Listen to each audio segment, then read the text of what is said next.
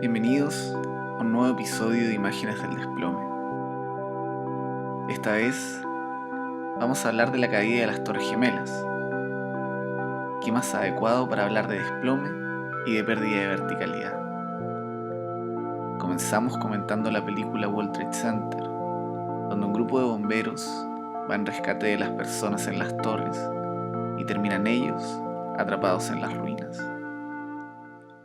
Hablaremos también de Hollywood, de la Biblia y de la mirada de Dios a nuestros desayunos mientras escuchamos las noticias. Acompáñenos. Hay dos turistas que están preguntando una indicación y justo en ese momento se acerca una sombra de un avión que atraviesa el plano. Después hay un corte hacia las Torres Gemelas en un contrapicado y luego nos encontramos en una estación de policías en donde hay una especie de temblor. Corte A, una brigada de policías que entran a escena donde están puestas las noticias y ahí se ven las imágenes del desplome de las Torres Gemelas. Poco después entra el protagonista, que es Nicolas Cage, quien está liderando la próxima misión que vamos a ver a lo largo de toda la película. Eso es todo.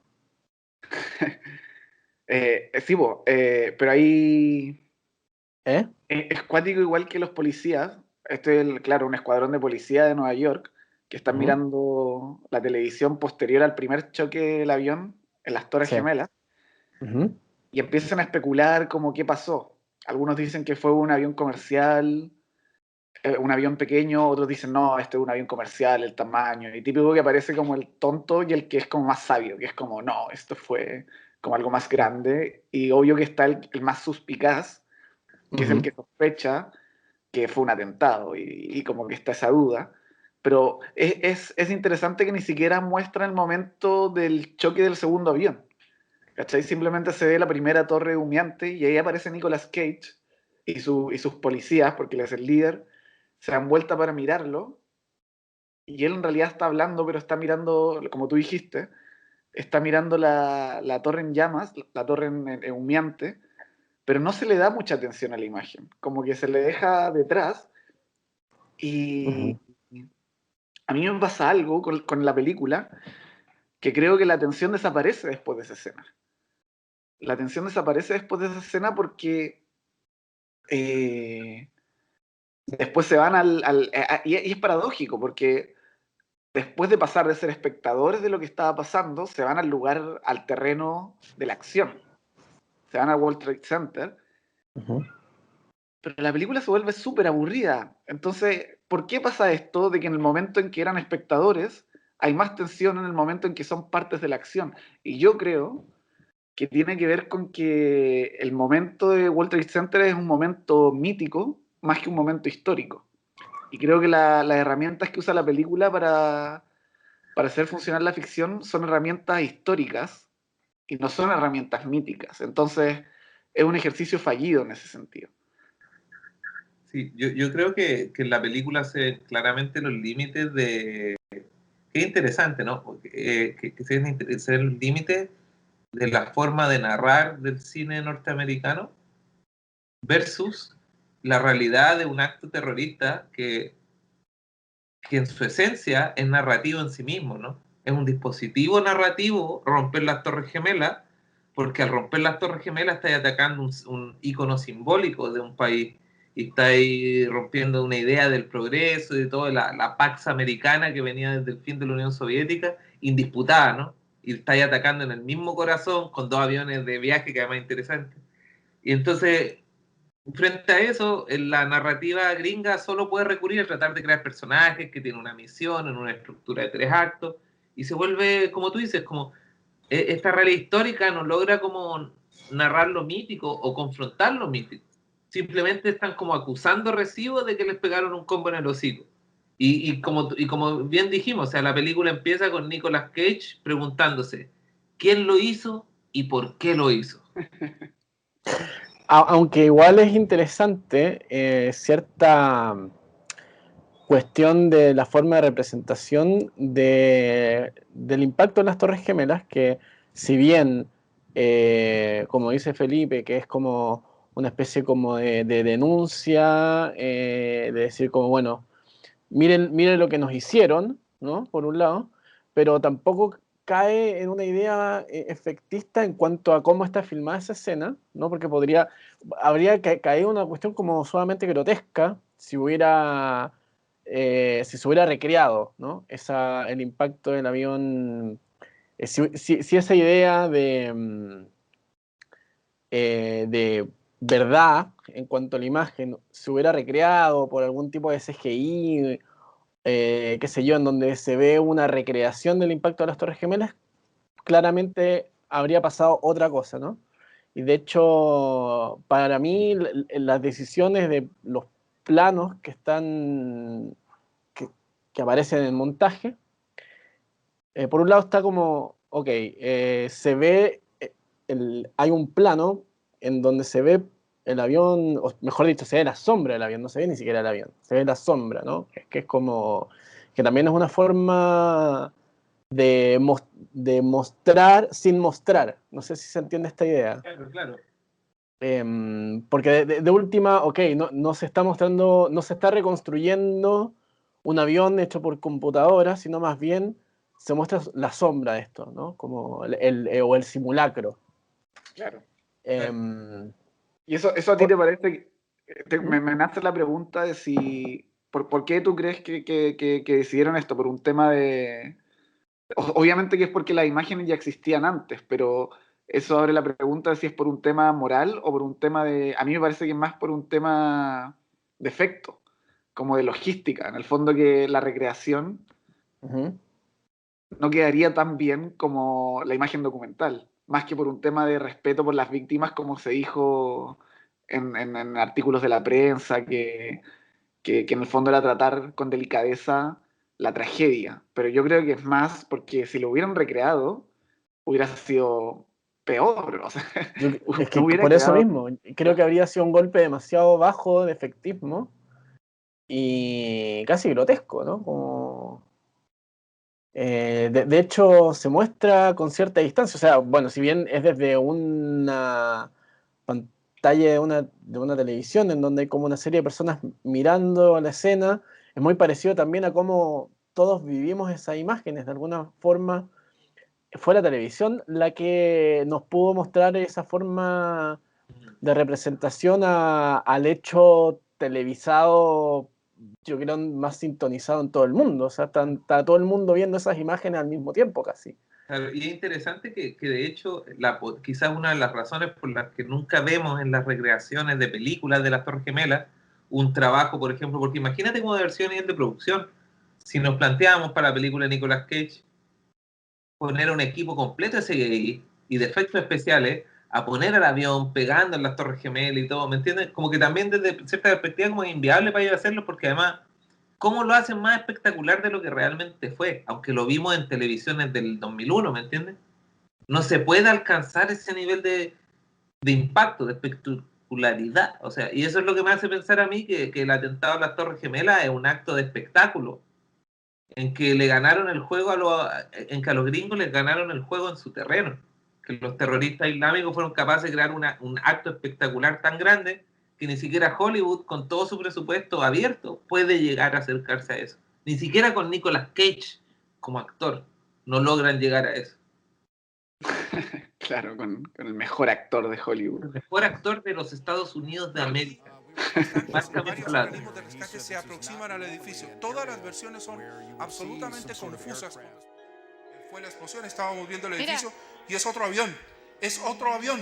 ¿Y es la torre del lado? Es la torre del lado, Paulina, y es otro avión que se estrella. Se ve claramente. Vamos a repetirlo al aire, por favor. Increíble. Pero eso ya iba directo a la torre. Iba directo a la torre. Entonces eso no se puede, digamos, dejar de suponer que es un atentado, son como kamikazes. Es interesante pensar si algo así pasara en este momento, se generaría ese efecto onírico o el hecho de que hubieran tantas imágenes de celular tanta gente replicando esto en Twitter, gente viendo esto. Los espectadores serían otros, porque no lo estaríamos viendo en CNN, en Fox, en los canales nacionales, lo estaríamos viendo en Twitter. Sí. Estaríamos viendo algún Y comentario. habría gente en Twitter tuiteando desde la Torre Gemela mientras se cae. Claro, claro, exacto. O sea, yo creo que entre las Torres Gemelas y ahora, como en cuanto a hito, debe ser la pandemia, quizás. Pero obedece a dos cuestiones sumamente distintas, ¿no? Como... Bueno, ¿Mm?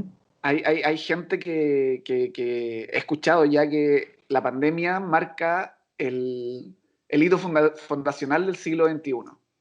Y yo Claro. pensaba, pero loco, primero fueron las Torres Gemelas, pero después me puse a Sí. pensar, porque también el siglo XX se dice que, no me acuerdo qué evento exacto, pero el evento que marcó el comienzo del siglo XX fue algo que pasó para iniciar la Primera Guerra Mundial. Sí, el asesinato del archiduque Francisco, que es el momento en que, y porque tiene un simbolismo también, que es como matar a un noble a sangre fría que destruye todo el mundo del siglo XIX, este mundo señorial de los nobles. O sea, hay un simbolismo claro, y curiosamente también un acto terrorista. Que Curiosamente.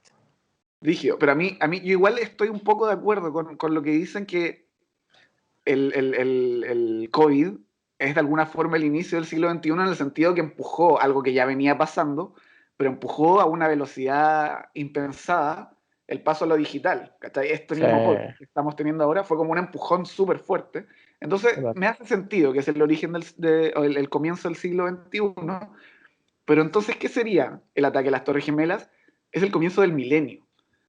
Mm. Y los milenios son más puntuales. Si no, pregúntale a Jesucristo. Los milenios Claro. llegan antes, llegan así a la hora.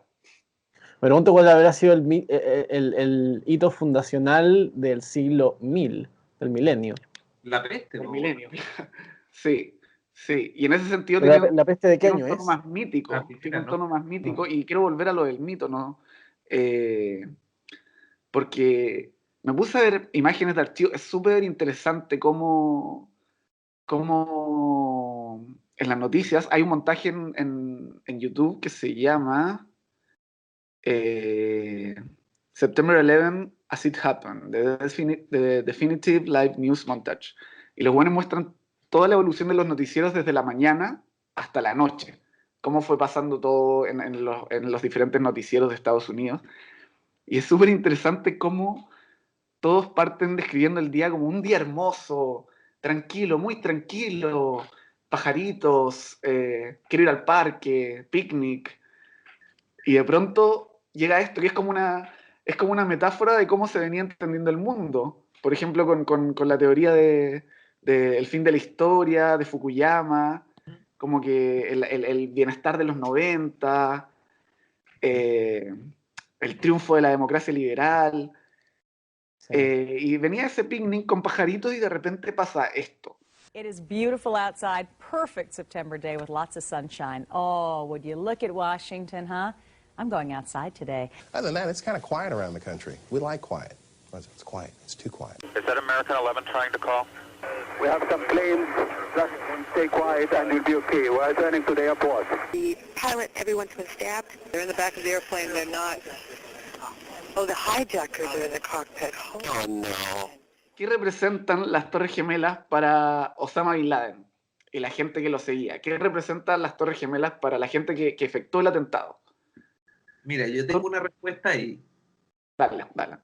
O sea, que es una respuesta, digamos, pero yo tengo una respuesta ahí y creo que es que las Torres Gemelas representan para los terroristas del mundo islámico lo que representaban para la mayoría del mundo desde que el cine norteamericano, desde los 70, 80, se había encargado de construirlo como el parangón del edificio más alto de la ciudad del centro de Occidente.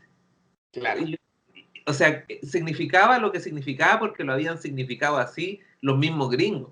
Entonces, realmente, el atentado a las Torres Gemelas tiene un hackeo narrativo tan profundo que yo creo que es maravilloso pensar a qué nivel supieron dar el golpe ahí, porque ¿dónde más? Total. Total, pero yo creo que ese obviamente una construcción de Hollywood de los 60, desde los 70, pero también, o sea, hay todo un arquetipo, ¿cachai? Como tenemos la torre del tarot, tenemos la torre de Babel, ¿de qué se trata el mito de la torre de Babel? Y acá justamente quiero ir al hecho de qué representaba para los terroristas las torres gemelas. La torre de Babel se presenta como un desafío a Dios. El rey que manda a construir la torre de Babel es un acto de altanería, es un acto de querer acercarse a Dios demasiado. Y la gente que está alrededor de la Torre de Babel dice, esto es una locura. Hay un tema, muchas frases que remiten a la mirada de Dios. Esto no puede ser agradable a los ojos del Señor. Entonces es un insulto para los dioses. De hecho, encontré una cita súper interesante de Heródoto que dice así: puedes observar cómo la divinidad fulmina con sus rayos a los seres que sobresalen demasiado, sin permitir que se jacten de su condición. En cambio, los pequeños no despiertan sus iras. Puedes observar también cómo siempre lanza sus dardos del cielo contra los mayores edificios y los árboles más altos, pues la divinidad tiende a abatir todo lo que descuella en demasía. Entonces, las Torres Gemelas sería a la cultura neoliberal, racional, corporativista, lo que para otras culturas fue Ulises o Sísifo. Es el que desafía a los dioses, el que se acerca demasiado. Y por eso es tan interesante la cercanía con la Torre de Babel y lo que significa en un orden simbólico. Es típico que en clases de filosofía, así tipo introducción a la filosofía, se habla de que la filosofía nace en el momento en que la cultura pasa del mito al logos, del pensamiento mágico divino al pensamiento racional, que también está un poco relacionado del paso de la cultura oral a la cultura escrita. Y es súper interesante que este momento es cultura racional. Esto tiene un poquito de arbitrariedad, pero podemos pensar las torres en su solidez como la racionalidad corporativista, y los terroristas que vienen en el avión vienen cargados de espiritualidad, vienen cargados de otro pensamiento, de otra cosmovisión. Y es como una vuelta al pensamiento mágico. Y al final, si lo pensamos, los terroristas piensan que ellos son la mano de Dios. Ellos son una extensión del deseo de Dios. Por lo tanto, es un acto mítico, es un castigo divino. Funciona perfecto. Y bueno, después de hecho, bueno, quizás, claro, hito fundacional fue, no se puede llegar más allá después con lo que pasó con las Torres Gemelas, porque ya después todo lo que fueron los años posteriores, después todo lo que fue ISIS, ¿no? Y los atentados que pasó puntualmente en ciertas partes de Europa, no volvieron a tener el mismo impacto que tuvo el atentado de 9/11. Yo creo que justamente porque se vuelve a esta idea un poco del espectáculo, ¿no? Como cierta idea también, quizás como bueno, quizás esto va a sonar un poco a filosofía barata, pero bueno, quizás la idea de lo sublime que tiene Kant, ¿no? Como sublime, esa cuestión de la propia fuerza, una fuerza natural, que en este caso fue un poco hecha por el hombre, ¿no? Pero de alguna forma uno ve fuego, humo, que arrastra un poco todo a su paso y bueno, es como el hombre frente a eso, ¿no? Como que frente a tal espectáculo uno dice qué pequeños somos, ¿no? Qué frágil que es la vida. Totalmente. Y yo creo que todo lo que pasó después, las situaciones de guerrilla en Medio Oriente, son históricos, son situaciones históricas, pero justamente lo que pasa con las imágenes del World Trade Center, que son más oníricas, tienen un tono súper onírico, no sé si ya lo dije, pero la gente saliendo empolvada, los papeles cayendo lentamente, la gente lanzándose, todo es como en cámara lenta. y trasciende lo histórico. Y justamente hay una definición de Barthes, también, bueno, este podcast es filosofía barata, así que démosle citando No, a con la personas. filosofía barata. Barthes decía que justamente el mito es algo más allá de lo histórico, es la pérdida de la cualidad histórica de las cosas.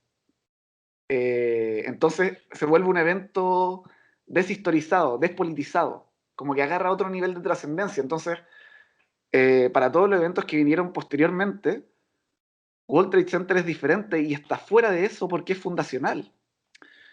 Sí, y por eso también es como, creo que tú, Felipe, me dijiste algo de lo difícil que es para los gringos entender la guerra que están llevando a cabo. Sí. Mira, en realidad eso va para una línea entera que sí. De hecho, yo iba a decir que hablamos del tema de la magia, de lo que es un pensamiento mágico contra un pensamiento racional, ¿no? Claro. La cosa es que se tiende a mirar desde la racionalidad occidental el pensamiento mágico como un pensamiento que es como primitivo, en un sentido que es como que se refiere al símbolo en sí. Sin embargo, esa es la magia de las personas que viven en el pensamiento mágico. Pero el mago en un mundo de pensamiento mágico piensa diferente. Hay un libro, y esto va para lo que te decía, para lo que vamos a hablar del tema de las narraciones. Hay un mago del siglo XVI, que es Giordano Bruno, que lo quemó la Inquisición. Giordano Bruno especifica dentro de los documentos del juicio y sus escritos que se conservan hasta el día de hoy, que la magia es la sucesión es la sucesión coordinada de una determinada cadena de símbolos para generar un efecto espiritual en el objetivo, o en la audiencia, o en el público. Y dime si eso no es el cine también, ¿me entiendes? Entonces, entonces el pensamiento mágico de las personas que son temerosas de Dios, el campesino de Afganistán es una cosa. Osama Bin Laden está pensando como un mago, que finalmente es como una especie de un contador de historia. Y luego yéndonos más profundo al tema de la historia, esto también es interesante porque hay diferencias fundamentales entre la cosmovisión narrativa del occidente blanco del norte de Europa que al protestante es sumamente teleológico. O sea, esto quiere decir que la historia termina en algún lugar. Se pasa la vida pensando en el apocalipsis. Crea guerras que son la guerra que resuelve las guerras, ¿no? Por ejemplo, después del ataque a las Torres Gemelas, cuando George Bush invade Irak, Afganistán, dice, esta es la madre de todas las batallas. Es decir, buscan un conflicto que va a sumar y que va a reventar y va a crear algo que genere un clímax, ¿no? Y que también es lo que hace la narrativa gringa, digamos, que llega al punto de que un conflicto llega a un clímax en que todo se resuelve. Sin embargo, y esto, por ejemplo, tú puedes ver en la narrativa árabe, es diferente, en la narrativa islámica, digamos, porque no existe la misma sensación constante del tiempo. El tiempo es más largo y el final del tiempo es una cosa de Dios, no es una cosa de los mortales, que es a diferencia del pensamiento protestante. Entonces ahí pasa lo siguiente. Por ejemplo, Las Mil y una Noches, ¿me entiendes? Una historia con otra historia. O por ejemplo, Saladino, y este es el tema. La razón de que Saladino le gana la guerra a los cruzados es que los cruzados se la pasaban buscando la batalla definitiva, la batalla en la que iban a ganar, pero para el pensamiento musulmán, la guerra es una cosa constante, y de una guerra nace otra guerra, y otra guerra, y otra guerra. Entonces los gringos terminan desgastándose, tratando de pelear con este pensamiento que a nivel simbólico es mucho más sofisticado de lo que ellos mismos piensan, y que quizá en algunos casos puede ser más sofisticado incluso. Sí, bueno, y después todo lo que pasó posteriormente, ¿no? Como retomando quizá la conversación anterior sobre esta idea de la representación desde los años 70, tanto en el cine como en la televisión, que era las Torres Gemelas era una cápsula que aparecía en todas partes, o sea, en las sitcoms, era como, estamos en Nueva York, ¿no? Y para decir estamos en Nueva York, era un plano de las Torres Gemelas, ¿no? Como, que esto se ve, no sé, hay mucho, ¿no? Como si uno se pone a surfear un poco en YouTube, desde Men in Black hasta Seinfeld, Aparece Friends. Hasta en el logo de Home Alone. Es como que está en la tipografía. Exacto. De Mi Pobre Angelito 2. Sí, exacto. Cuando se encuentra con Donald Trump. Saludos al capítulo 2. Saludos al capítulo 2, que ya hablamos de Donald Trump. No, pero quiero decir, como esta idea de la representación de Nueva York, que es las Torres Gemelas, ¿no? Como en el cine y en la televisión, como una vez que sucede el 9/11, hay hasta un cierto pudor en cómo, bueno, cómo representamos ahora Nueva York. O sea, ya no existe este plano máster, por decirlo de alguna forma, que de alguna forma me chapa todas las películas y todas las series que quiero decir, estamos en Nueva York. Que quiero unificar, exactamente. Creo que ahora se debe poner el Empire State o algo así, ¿no? Como... Nos desaparecieron la Torre Eiffel, una cosa así. Exactamente. Es exactamente eso. Ya tengo al Empire State. Yo igual tengo unas pequeñas discrepancias. ¿Cómo? Es una jeringa.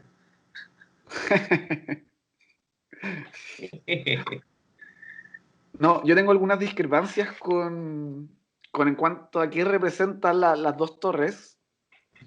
En el sentido de, o sea, obviamente hay un enfrentamiento acá de un derivado muy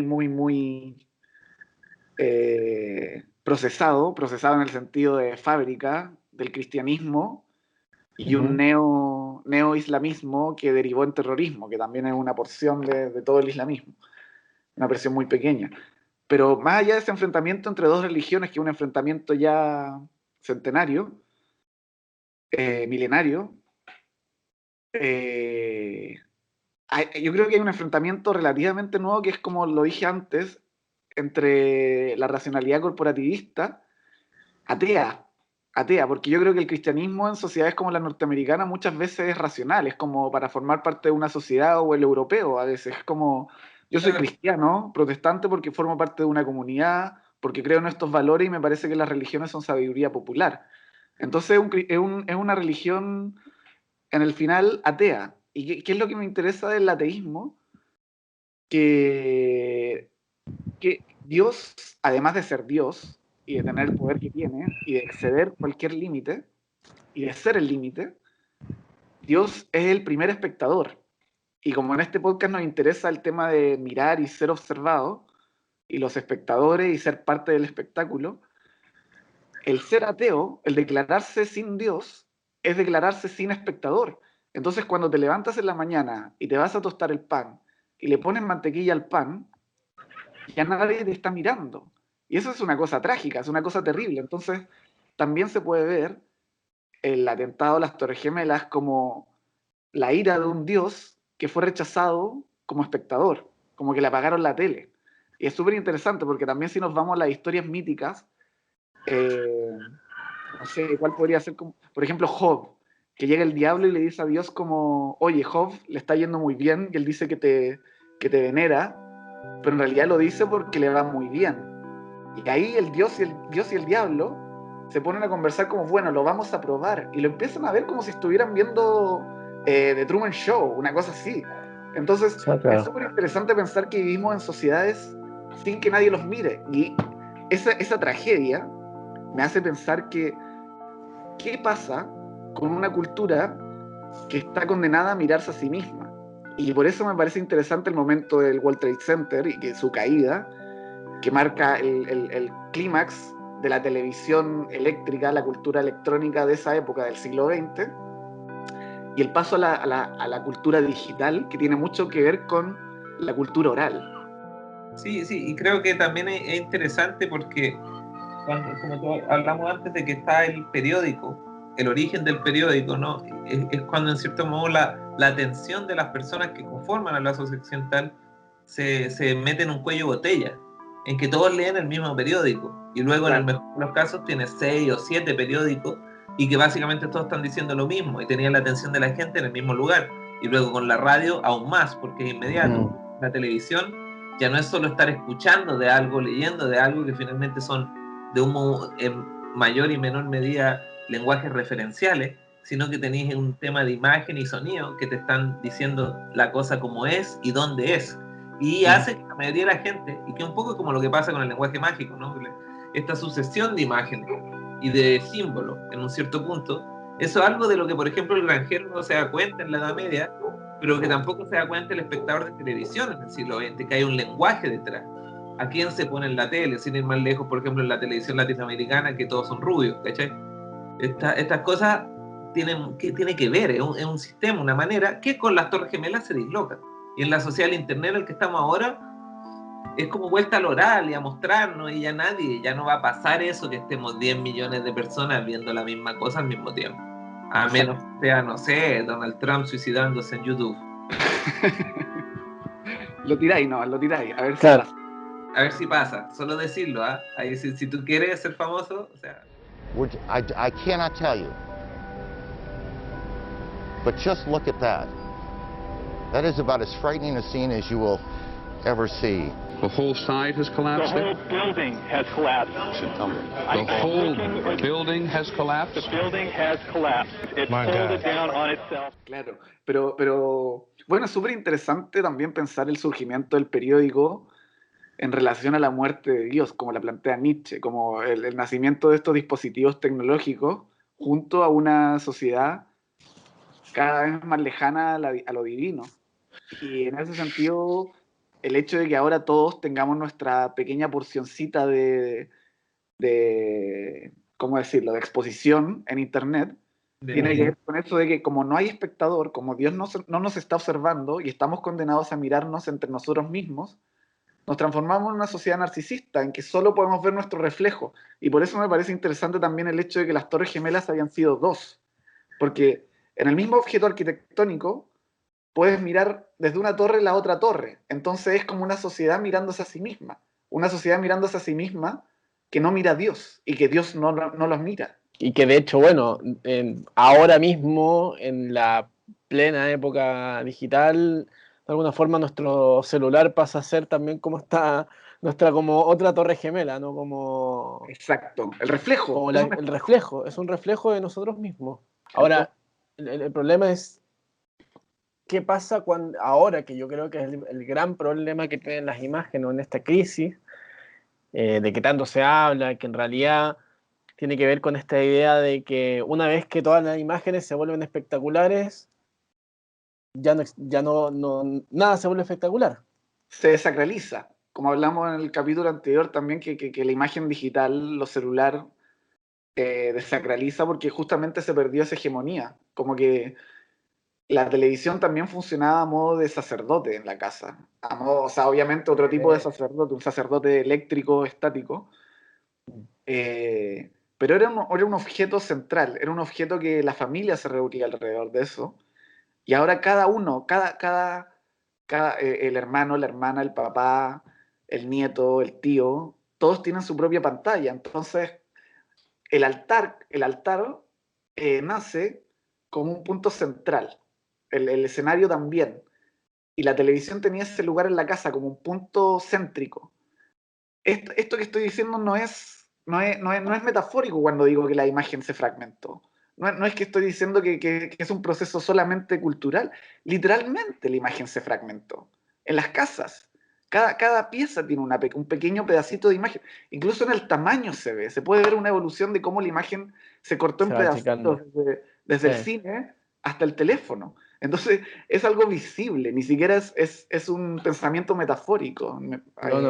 Hay claramente una tendencia también es como una idea muy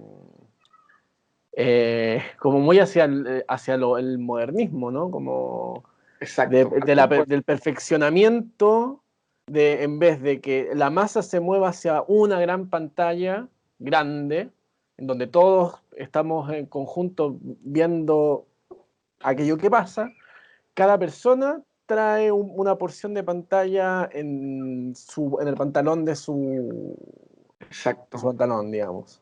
En su alma.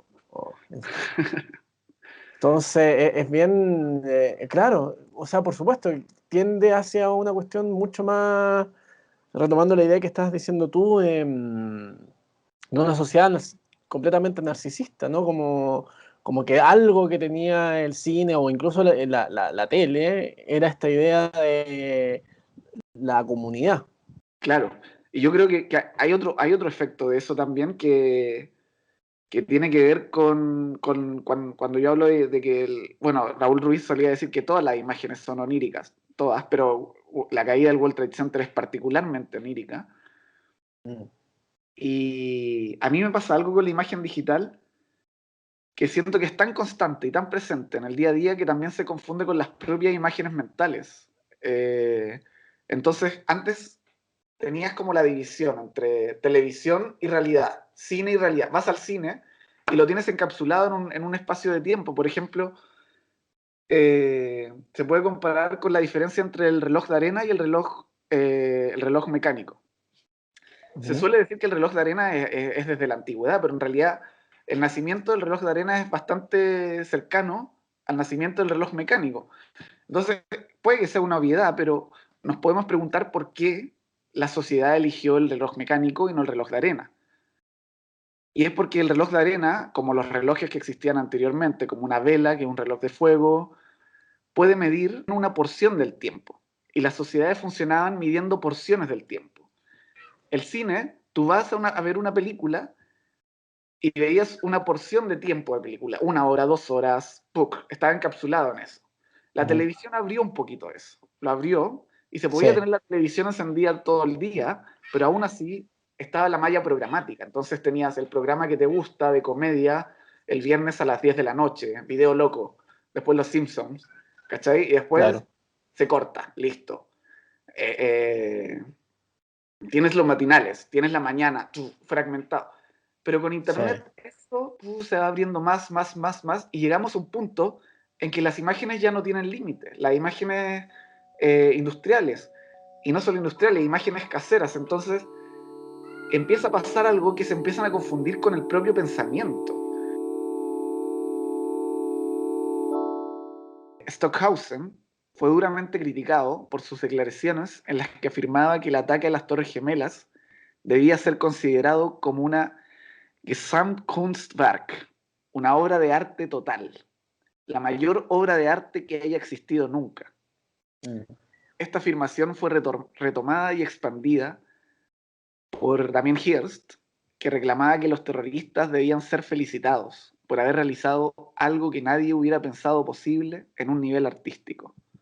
Entonces, esta es otra dimensión que agarra el atentado, que tiene que ver con el acto performático y nada, como dice la cita, un acto artístico. Sí. Claro, yo creo que tiene un tema, ¿no? Que ya que estamos hablando de filósofos, ¿no? Podemos ir al clásico, al Walter Benjamin, ¿no? La obra de arte en el tiempo de la reproductibilidad, ¿no? Que la obra de arte en el modelo industrial, no, al ser repetible, pierde el aura, pierde la cosa mágica, porque se puede repetir sucesivamente, una foto, una pintura, lo que sea. Sin embargo, si vamos en la línea de Stockhausen, de Colonia, por cierto, Stockhausen,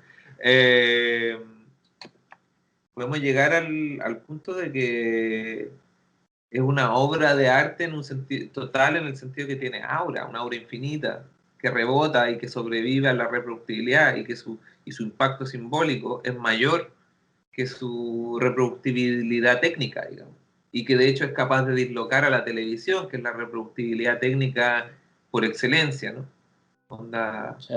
Y eso, y ¿sabes qué? Es interesante, aunque me voy a ir por la rama un poco, pero ya que estamos hablando de la relación entre la digitalización y eso, se hace súper interesante que, por ejemplo, por estos días se está poniendo muy de moda lo que es el NFT, de Non-Fungible Token, que son estas obras de arte que están relacionadas con la criptomoneda. Y que, por ejemplo, tú vendías una foto y la vendías en criptomoneda y esa foto es única, no puede ser repetida porque está conectada a un código. Entonces, viendo esta pieza única y se está revalorizando esta idea de la obra de arte única, entonces igual me lleva a tirar una conexión que no la podría defender así mucho rato, pero igual me parece que hay algo ahí entre esta como dislocación infinita de la reproductibilidad técnica y de la revolución industrial con las Torres Gemelas y lo que está ocurriendo ahora en el mundo digital, que se están volviendo por un lado moralismo, pero también a la idea de la obra de arte como pieza única, y que digamos como que en cierto modo el siglo XX se dislocó profundamente con ese atentado, así como en su momento Iván Arena dislocó la televisión chilena, o Donald Trump con la lucha libre dislocó la democracia estadounidense, ¿no? Entonces parece que es simbólico, además. Es simbólico, además, que muestra que un acto de ese tamaño es capaz de dislocar una manera de hacer cultura. Sí. Y que es Nicolas Cage. Y así termina un nuevo episodio de Imágenes del Desplome. Esperamos haya sido de su agrado. Buenas noches.